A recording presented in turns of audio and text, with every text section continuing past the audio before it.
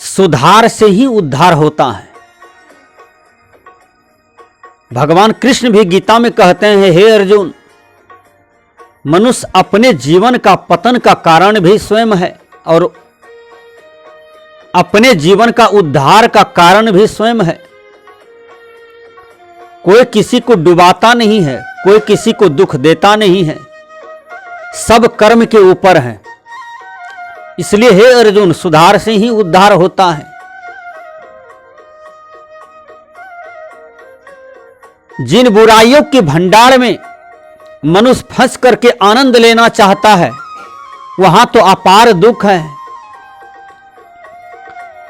जब दुख से क्राह काटता है, दुख से रोता है, दुख से चिल्लाता है, हे अर्जुन, मेरा भी हृदय पिघल जाता है। मैं क्या करूं, वो तो कर्म का ही दंड भोग रहा है, क्योंकि मैं भी कर्मों की ही अधीन हूं। हर जीव कर्म के अधीन है, सब अपने अपने कर्म के दृष्टा और भोक्ता हैं। हे अर्जुन, जो तुम वर्तमान में करते हो, इसका भी फल सामने में आता है। कुछ ऐसा कर्म है जो पूर्व जन्म का भूल चूक है, वह भी इस जन्म में मिल सकता है। इसलिए अर्जुन, कर्म की जो गति है जीव के ऊपर में चुंबक की तरह काम कर रहा है। इसलिए हे अर्जुन, एक क्षण भी सदकर्म से नहीं डिगना, सदचिंतन से नहीं डिगना। क्षण क्षण पर तुम्हारा निगाह रहे, क्षण क्षण पर ध्यान रहे। इसलिए हे अर्जुन, जब बुरे कर्म का रिजल्ट मनुष्य के सामने में आता है तो गुरु भी नहीं बचा पाएंगे, कोई भगवान देवी देवता नहीं बचा पाएंगे, क्योंकि वह जीव का किया हुआ मजदूरी है। वो सामने में आएगा ही, भोगना ही पड़ेगा। कर्म प्रधान विश्व रचि राखा, जो जस करहि सो तस फल चखा। जस रे किए हूं तस पाए हूं, हो रमैया राम। इंग्लिश के विद्वान ने कहा, अस यू सो यू रूप, जैसी करनी वैसी भरनी। इसलिए हे अर्जुन, सुधार से ही उद्धार होता है। आज मनुष्य के जीवन में कई प्रकार की गंदी आदतें हो जाता है। चाय पीते हैं, चाय से बीमारी आती है। तंबाकू चाटते हैं, तंबाकू से शारीरिक बललोस होता है, बीमारी आती है। गांजा पीते हैं, शराब पीते हैं, दारू पीते हैं, शारीरिक बल छीना जाता है, शरीर में बीमारियां आता है। तो ये सब गंदी आदत है। मांस खाते हैं, वेश्यागमन करते हैं, ये सब गंदी आदत है। सदगुरु कबीर साहब कहते हैं, आदत बुरी सुधार लो, बस हो गया भजन। हे मानव, तुम्हारे जीवन का उद्धार तब होगा जब तुम सारी बुराइयों को समाप्त कर देते हो, सारी बुराइयों को निकाल देते हो। यह बंदीछोर कबीर का कहना है। इसलिए भगवान कृष्ण गीता में अर्जुन को समझाए, हे अर्जुन, सुधार से ही उद्धार होता है। सुधार करना पड़ता है अपने जीवन का, तभी उसके जीवन में सच्चा सुख और सच्ची शांति भी लौटता है। इसलिए हमारे जीवन में जो भी गड़बड़ियां हो, मूलतः हम उसका सुधार करें। एक मां थी, उसके पास एक ही बेटा था। उसका बेटा एक नंबर का लंपट, एक नंबर का बिगड़ा हुआ था। 12 बजे रात में आता था, भर दिन जहां तहां रहता था। अब जहां तहां रहता था, कुछ से कुछ करता था। चरित्र में दोष था, वाणी विचार में दोष था, ज्ञान में दोष था, व्यवहार में दोष था। कई दोष उसके जीवन में था, गिनती किया नहीं जा सकता है। बिल्कुल लंपट आवारा लड़का था।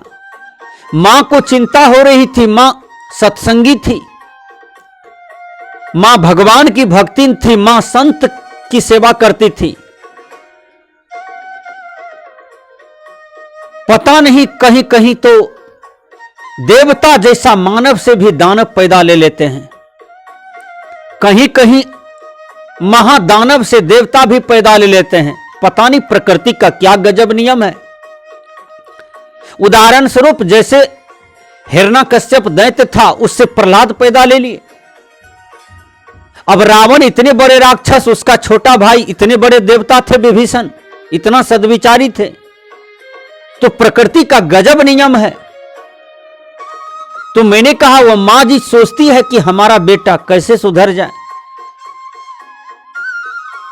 सुधारने के लिए वह कहां नहीं गई, किस मंदिर के दरवाजे, किस मस्जिद के दरवाजे, गिरजाघर के दरवाजे, गुरुद्वारे के दरवाजे खटखटाई, लेकिन कुछ भी परिवर्तन नहीं हुआ। जिस देवी देवता के बारे में सुनता था उसमें शक्ति है, वो जाकर के प्रसाद चढ़ाती थी और प्रणाम करती थी, कहते थे हे देवी हे देवता मेरे बेटा की बुद्धि को सुधार दीजिए, लेकिन सब फेल होते गए। माताजी लौट रही थी सारे तीर्थ व्रत करती हुई, एक संत से पाला पड़ गया। संत ने पूछा तुम दुखी क्यों हो? कहा क्या बताऊं, हमको एक ही बेटा है, सोना जैसा बेटा है, धन दौलत की कमी नहीं है, उसको बहुत संस्कारी बनाना चाहे हे महतमन, वो संस्कारी नहीं बन पाया। क्या कह सकते हैं उसके बारे में, इतना लंपट है कि भर दिन आधी रात तक जहां तहां रहता है, कहीं गांजा पीता है, शराब पीता है, भांग पीता है, मांस खाता है, लड़कीबाजी भी करता है। उसका गलती मैं बताऊं तो उसका वर्णन नहीं है। हे महात्मन, यदि आप में दिव्य शक्ति है तो आप हमारे बेटा को सुधार दीजिए, हम आपका ऋणी हो जाएंगे, हम आपकी दासी बन जाएंगे, आप मेरा बेटा को सुधार दीजिए। संत दयालु होते हैं, संत कृपक होते हैं। एक जगह कहा गया है आग जो लगी आकाश में, चुई चुई गिरे अंगार, संत न होते जगत में तो जल जाता संसार। अंगुली माल का रक्षा कौन किया? संत ही तो किए हैं। सजन कसाई का रक्षा कौन किया? संत ही तो किए हैं। रत्नाकर इतने क्रूरी थे, उसका जीवन को किसने रक्षा किया? संत ही तो किए हैं। मां सीता को वनवास में दे आया तो उस वनवासी सीता को कौन रक्षा किया? संत ही तो किए हैं। इसलिए संत कृपक हैं, संत दयालु हैं, संत दया बरसाते हैं जीव के ऊपर में। दया का खजाना संत के पास है, इसलिए संत पूज्य होते हैं, संत महान होते हैं, संत भगवंत होते हैं, संत संसार में सबसे बड़े होते हैं। तीर्थ गए एक फल, संत मिले फल चार, सदगुरु मिले अनेक फल, कहीं कबीर विचार। यदि आपके जीवन में संत सदगुरु मिल जाए तो आपके जीवन में अनेक प्रकार के सुख शांति ओतप्रोत हो जाएंगे आप। ये संत की कृपा है, सदगुरु की कृपा है जीव पर। वो माता कहती है संत भगवान आप मेरे एक ही दुख को पहले ले लीजिए कि मेरा पुत्र को सुधार दीजिए। कहा ठीक है चलो, मैं तुम्हारे ही साथ तुम्हारे ही घर चलता हूं। संत जी आए, मां जी उसको आसन दिए एक रूम में, संत को सेवा भी किए। 12 बजे रात में वो लंपट बेटा आ गया। महात्मा जी जगे और महात्मा जी अपने झोला से 2 सेब निकालते हैं प्रसाद के रूप में, उस लड़का को देते हैं। कहा बेटा ये दोनों सेब खा लो। जो बढ़िया सेब था वो तो खा लिया, जो सड़ा हुआ सेब था वह सेब को इधर उधर देखा, महात्मे को देह पर फेंक दिया। महात्मा को चोट लगी, क्योंकि महात्मा तो सहनशीलता में सबसे आगे हैं संसार में। सहनशीलता के भूषण 2 ही पुरुष को माना जाता है, वो है एक मां, एक है महात्मा। यही 2 सहनशीलता के भूषण हैं। इधर तो सब झगड़ालू हैं, सब झगड़ा में लोटपोट कर रहे हैं, तितर बितर है, परेशान है। संत चोट सहली और संत प्रश्न करते हैं बेटा तुम यह सेब को क्यों फेंक दिया? कहा यह सेब तो सड़ा हुआ है, यह सेब को तो पशु भी नहीं खाएंगे, तो हम तो मनुष्य हैं, हम कैसे खाएंगे? कहा अरे बेटा जिस तरह से तुम सड़े हुए सेब को फेंक दिया और बढ़िया सेब को धारण कर लिया, ग्रहण कर लिया, उसी प्रकार बेटा यदि तुम बढ़िया बन जाओ दुनिया में तो पूरा विश्व में तुम रिकॉर्ड कर देगा। परिवार में, समाज में, राष्ट्र में तुम्हारा नाम हो जाएगा, यश हो जाएगा, तुम्हारी कीर्ति बढ़ जाएगी बेटा। तुमको सब चाहने लगेंगे, सब अच्छे दृष्टि से देखने लगेंगे। जिस तरह से सड़ा हुआ फेंक को तुम फेंक दिया क्रोध में, उसी प्रकार जिसका व्यवहार, विचार, ज्ञान, शिक्षा, चरित्र सड़ गया है, वह समाज में, राष्ट्र में अपेक्षित दृष्टि से देखे जाते हैं। इसलिए बेटा तुम चरित्र से गिरे हुए हो, तुम अपने चरित्र रूपी संपत्ति को संभालो। इंग्लिश के विद्वान भी तो कहते हैं, good character is the main foundation of life. पवित्र आचरण ही मानव जीवन का स्तंभ होता है। अरे बेटा अपने आचरण को सजाओ, कुछ सजाओ न सजाओ, अपने आचरण को संभालो, अपने आचरण को सजाओ बेटा। वो जवान लड़का कहते हैं कि ये सब प्रवचन मेरे आगे में भी नहीं चलेगा, मेरा उम्र अभी नहीं हुआ है, मेरा उम्र है अभी संसार में मजा लेने के लिए, सुख भोग करने के लिए, कुछ से कुछ करने के लिए। ये उम्र तो बूढ़ा बूढ़ी का होता है, उनको प्रवचन दीजिए, ये सब मेरे सामने नहीं चलेगा। लड़का इतना बात कह के खाया पिया बस चल दिया। फिर 12 बजे रात में महात्मा ने कहा मेरी एक बात मानो, नहीं तो हम तुम्हारे पीछा करेंगे। कहा ठीक है चलिए, आप अपने लौट जाइएगा, परेशान हो जाइएगा, हम तो कहां कहां जाएंगे, कोई अता पता नहीं है। लड़का आगे आगे, पीछे पीछे गुरुजी। लड़का आगे आगे जा रहे हैं, पीछे पीछे संत जी चल रहे हैं। लड़का गया एक जगह दुकान में मांस का फ्राई खरीद करके खाने लगा। थोड़ा सा बच गया, कहा लीजिए संत जी, आप भी पीछे पड़े हुए हैं मेरा, थोड़ा सा फ्राई खा लीजिए। संत ने कहा तुम्हें जो कहना है कहो, क्योंकि हमें भला बुरा सुनने की आदत है, हम पर कोई प्रभाव नहीं पड़ सकता है।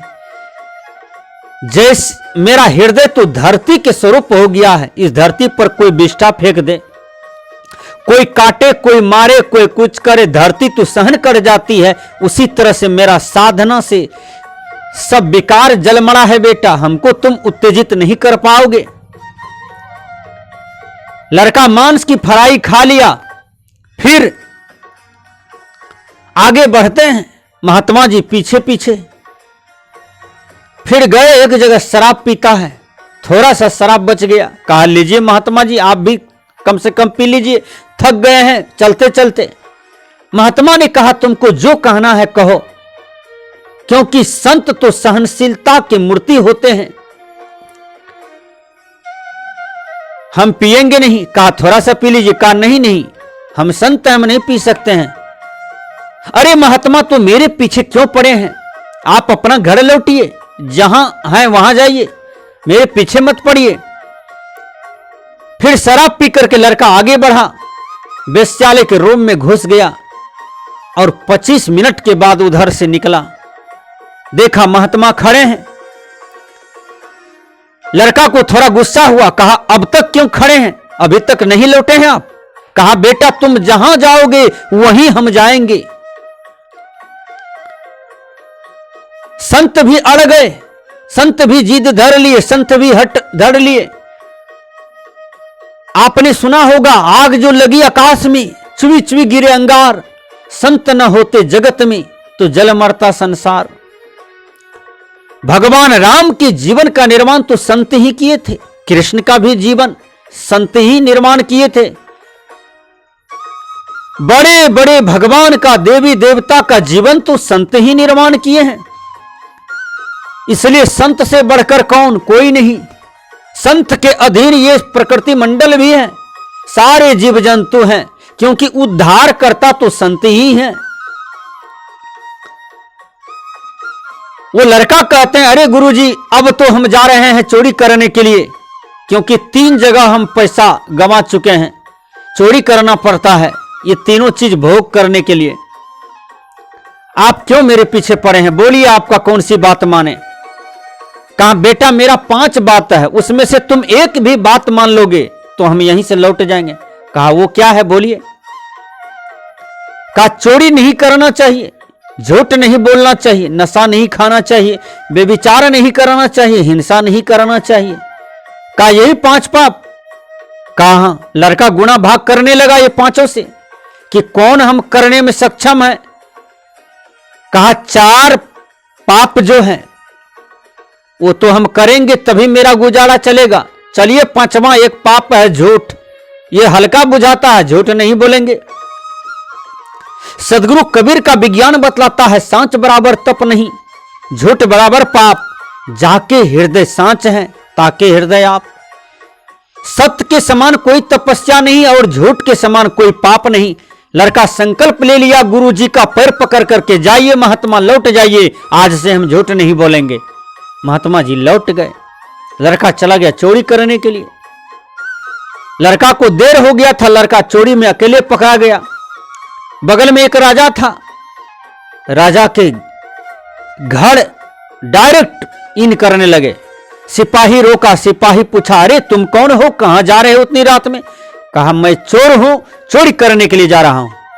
सिपाही सोचने से मजबूर पड़ गया कि जो चोर होगा वो कभी नहीं चोर कह सकता है अपने आप को। इसका मतलब राजा का पर्सनल आदमी है, जाने दो। राजा के रूम में गया, गहना जेवर टाका पैसा भर बैग बांध करके लिया। लड़का फिर निकल गया राजा के रूम से। फिर सिपाही कहता अरे तुम जा रहे हो, जाने के लिए दे दिया। राजा कहीं घोड़ा पर चढ़ करके लड़का निकल गया दक्षिण की तरफ। राजा रानी की जब 4 बजे नींद खुली, देखा सब चीज लुटा हुआ, घोड़ा भी नहीं। सिपाही से पूछा तो सिपाही ने कहा हाँ एक आपका पर्सनल आदमी आया था, वो बोला मैं चोर हूं, राजा के रूम जाना है चोरी करने के लिए। तो हम लोग सोचे कि जो चोर होता है वह कभी अपने आप को नहीं कहता मैं चोर हूं। हम तो सोचे आपका कोई नजदीकी आदमी है, जाने के लिए दे दिया आपका रूम, और निकल गया, घोड़ा लेके चला गया। हम लोग सोचे कि आप ही बोले होंगे। उस लड़का को बारे में पता लगाया, खोजते खोजते उसको ढूंढ लिया। लड़का को फिर राजा के सामने उपस्थित किया। राजा ने पूछा तुम कौन हो। कहा मैं चोर हूं। कहा क्यों चोरी करते हो। कहा हम 3 चीज ग्रहण करते हैं, शराब पीते हैं, मांस खाते हैं, लड़की का भोग भोगते हैं। ये तीनों के लिए पैसा चाहिए, पैसा कहां से लाएंगे, इसलिए हे राजन चोरी करना पड़ता है। कहा तुम झूठ क्यों नहीं बोलते हो। कहा एक महात्मा था, संत था, गुरु था, उसने कह दिया कि जाओ आज से तुम झूठ नहीं बोलना, इसलिए हम झूठ नहीं बोलते हैं। राजा सोचा ये लड़का ईमानदार है, सत्यवादी है, सत्य बोल रहा है, हमको ऐसा ही दामाद चाहिए, सत्यवादी ईमानदार जान करके अपना दामाद स्वीकार कर लिया। अब लड़का सोचता है, वो लड़का सोचता है कि हम राजा का दामाद बन गए। महात्मा जी का एक बात मानी तो राजा का दामाद बन गए। महात्मा का वो 4 बात मान लेंगे तो हम दुनिया में कुछ भी बन सकते हैं, विश्व का मालिक हो सकते हैं। फिर लड़का महात्मा जी को खोजने के लिए चल दिया और गए, खोज करके चरण में गिर गए। कहा बाबा आप हमको दीक्षा दे दीजिए, हमको शिष्य बना लीजिए, आप ही की कृपा से हम राजा का दामाद बन गए। हम कहां नीचा कर्म कर रहे थे, आज राजा का दामाद बन गए बाबा, आपके ही कृपा से आशीर्वाद से। संत दयालु थे, शिष्य बना लिए। कहा बेटा जाओ ये 4 पाप नहीं करना, सत्संग करना, ध्यान करना, साधु का सेवा करना, माँ बाप का सेवा करना, जाओ तुम्हारा कल्याण हो जाएगा। तो सुधार से ही उद्धार होता है। संत की गुरु की बात मान लीजिए तो आपका जीवन का कल्याण है।